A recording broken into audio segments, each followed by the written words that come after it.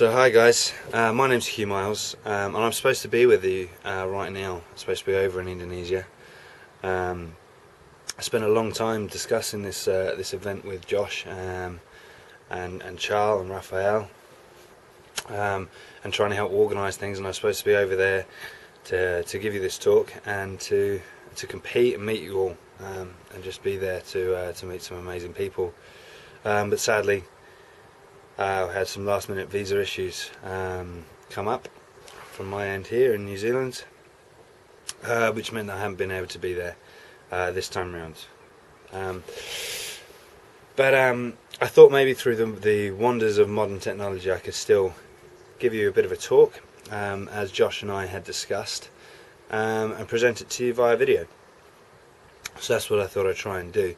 So just a very quick intro to myself. I've been working in the outdoors as an instructor, as a guide, and in various different roles for 8 years now, and for 6 of those years I've been riverboarding. So I started riverboarding here in New Zealand, and I worked here for 2 years as a guide. I helped set up the first national governing body for riverboarding here in New Zealand. So we helped develop a qualification system and set minimum standards for the industry to help ensure that industry-wide everything was being practiced in a safe manner and to the same level across the industry, and sort of unify it, bring it together. I then left here. I did a bunch of riverboarding out in South America. I went back to the UK and I started hatching a plan to do my next expedition, which is through Nepal. So I led a team of 10 people down 280 kilometres of the Sankosi River in a remote eastern part of Nepal. There's a big volume expedition style river, which is a first descent. And we also did about 35 kilometres of the Tamor River, again just in eastern Nepal there. And it was during my time in Nepal, I actually had a press conference after the expedition that I met a guy called Gaspar Gonks, who is the head of raft guide training and education for the International Rafting Federation. So Gaspar and I got talking and we decided that we'd try and see whether we could develop a internationally recognised qualification system for riverboarding and hydrospeed. Subsequently, we, myself, Josh, Raphael, who I believe are with you, and Gerard and Yvonne, who I think should be with you but may not be, and Jasper, and 2 of my colleagues here from New Zealand, and teammates from the Nepal riverboarding expedition. We all met up in the south of France, and we designed, tested and developed the riverboarding and hydrospeed qualification system that we have at the minute. So the best thing about the working with the International Rafting Federation is that because it's international, it doesn't have to adhere to any one country's legislation. So we don't have to decide to include anything in the standards or the qualifications that we don't think need to be there, and we have complete control of it. When I say we, I mean all of us within the industry, because it's set up by people who riverboard, and it's designed for people who riverboard and hydrospeed and guide. So it's designed by us for us, which is brilliant. It's brilliant, really, really good. All the information you need about these training workshops and the qualification system are all up on the International Rafting Federation website. So it explains exactly what the framework of the qualification looks like, so the various different levels, the content for training courses, and what you will be assessed on for when you're ready to take an assessment.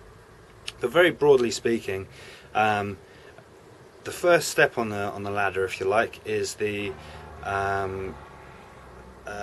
guide for artificial courses, man-made courses and stadiums. Then it goes into grade 2 guide, grade 3 guide and grade 4-5 guide. And then on top of that, then there's the trip leader for grade 2, 3 and 4-5, and then on top of that there's the instructor, and then on top of the instructors is the assessors. Okay, so it's essentially guide, trip leader, instructor, assessor. Okay, so the assessor is in charge of overseeing the instructors and making sure they're training people to the standards that the IRF want us to meet. The instructors are there to certify and qualify trip leaders and guides, and the trip leaders are there to oversee the guides and make sure that trips actually out on the water are running safely. They're in charge, and then the guides are working underneath the trip leaders, looking after all the clients. I hope that makes sense. I'm trying to keep this as simple as possible. As I say, any issues, any questions, it's all up on the International Rafting website. Click on guides, click on Hydrospeed, and it's all there. So the idea is we're going to get as many of you trained up in each little region so that you can run this all yourselves, and you don't need us to fly in to do the qualifications and the assessments every time you have new guides. So we really want everyone to run with this and embrace it and become part of the way that Riverboarding Hydrospeed is run in your area, so we can develop instructors and guides in every region so that everyone can control their own individual areas. So that's the plan, and we need everybody to get in behind this and get it running. The framework is all there so that we can actually regulate the industry really easily, and keep everyone getting qualified and give us all a lot more credibility. And this is what this whole thing's about, getting a lot more credibility for the industry. I think quite often riverboarding and hydrospeeding is seen as something else you can do as an aside to rafting, or just that sort of that activity you come and do once, like bungee jumping. But what we want to do is sort of get it recognised more as a sport, and something that we breed more passion and more participants into. We all know how much of an amazing experience riverboarding and hydrospeeding is. Although all of you guys practicing in Indonesia obviously have a passion for it, and they're getting really well organised, and that's brilliant. It's absolutely amazing. And all you guys who have travelled over to Indonesia are obviously passionate about it, otherwise you wouldn't have flown all that way. And we just want to develop and grow the sport, and get it to a point where we can share these amazing environments, these incredible powerful forces in the river, at a really intimate level with as many people as possible, and get it really grown, and something that more and more people can get a lot of enjoyment and some of the passion that we all have out of. We're already starting to trend that way. We've got a lot of people over in Indonesia who are all sort of coming together. There's already people in Europe and France and Italy.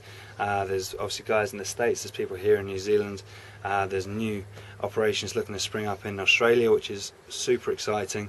And it's already growing. We've got the likes of fluid kayaks getting involved, and suddenly recognising riverboarding and hydrospeeding, thanks to all Charles' work, to make to start designing and developing specific products for riverboarding and hydrospeeding, which is brilliant, absolutely amazing.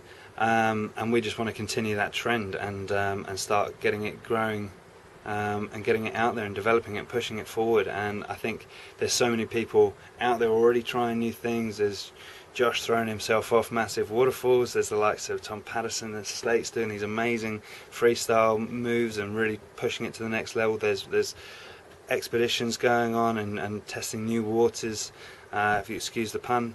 So it's already growing, and we just want to be part of keeping that going, and making sure that it's done in a safe way from the outsider's point of view as well, because we know what we do on the river has an element of risk, and we accept that, but it's up to us to manage that risk and make it and cover our own backs, make sure that we're growing in a nice safe way, in the same way that that climbing and kayaking and canyoning and all these other action sports have grown with a framework of safety around them, and it's all here now, all ready to go. We just need to launch it now, really.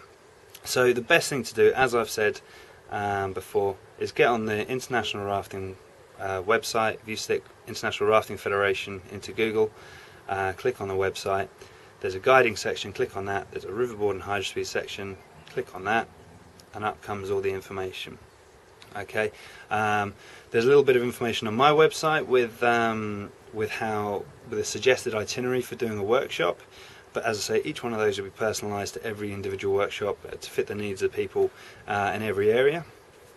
So that's www.milesaway.limited.com. Similarly, you can follow my Facebook feed on Miles Away Limited for news as and when it comes up, and I'm sure Face Level will be all over it as well, speaking about the next big events that are going on. So it's all there, and it's an incredibly exciting time for riverboarding and for all of us involved in it at the minute. We're going to be here right at the beginning to see it all come together, which is amazing. Be part of the sport's history now, I guess, which is brilliant. So that's all I really wanted to say. I am super jealous that you guys are all out there, and I can't be. I'm at home.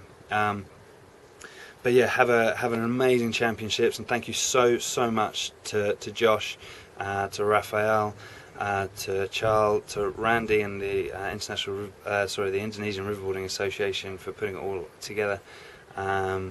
And yeah, and stay safe, guys. I can't wait to meet you all in the future, and to keep following what's been going on online as and when all the results start coming through. So yeah, have a great time, guys, and hopefully I'll see you in your corner of the country or the world pretty soon. So yeah, get in touch. Thanks, guys.